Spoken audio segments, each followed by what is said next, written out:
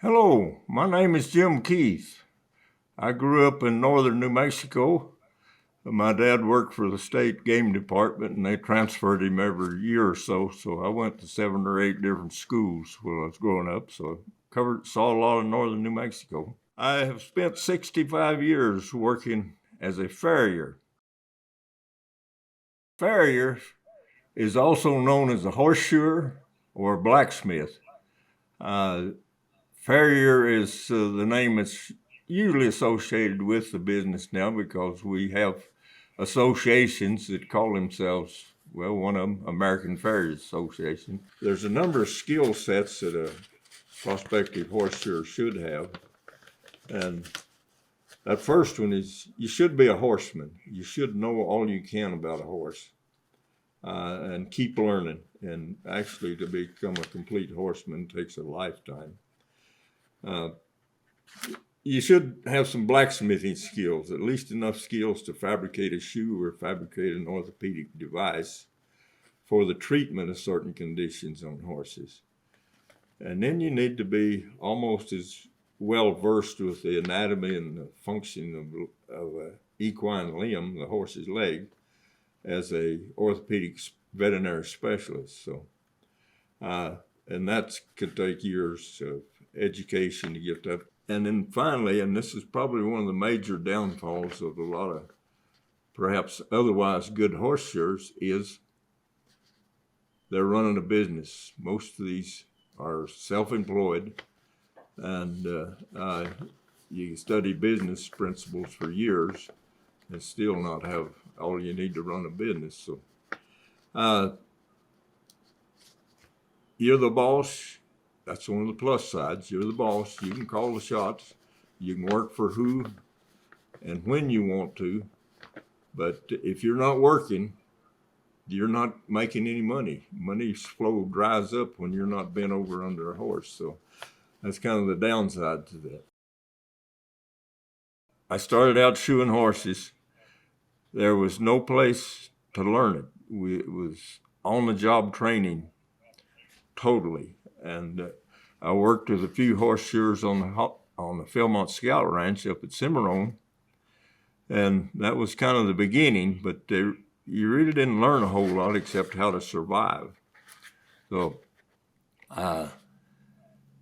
later on, after I left there, I worked on a ranch that we broke a lot of horses, started young horses, and I think that's one of the things that made me where I can still survive after 65 years in the business. Is I learned how a horse's mind worked. I learned what they were capable of.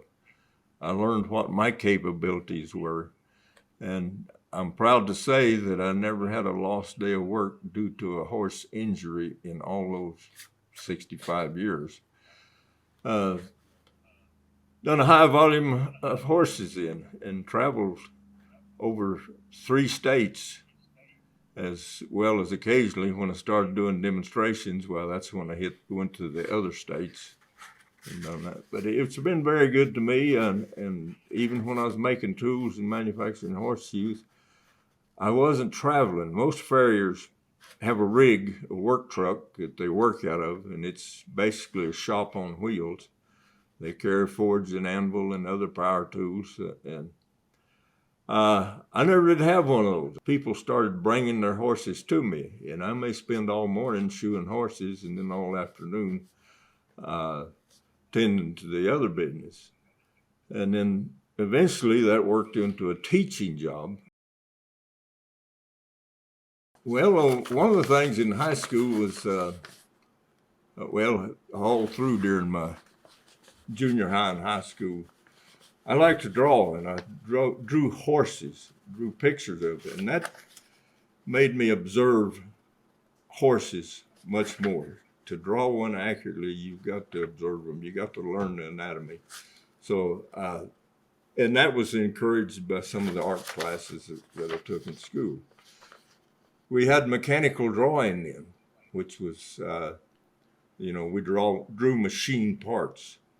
And that doesn't have anything to do with horseshoeing, but what it taught you was that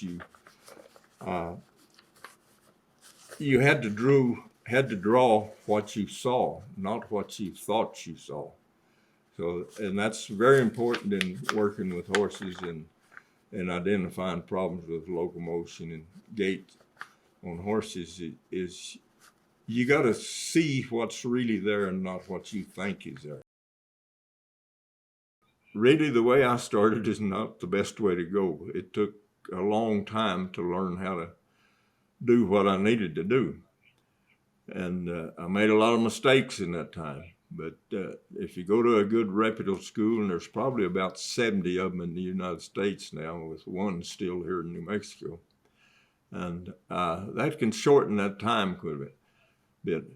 I'd choose a vocational school if possible, but there are a number of academic programs which will well acquaint you with what's going on, but they really don't give you time to complete your manual skill training.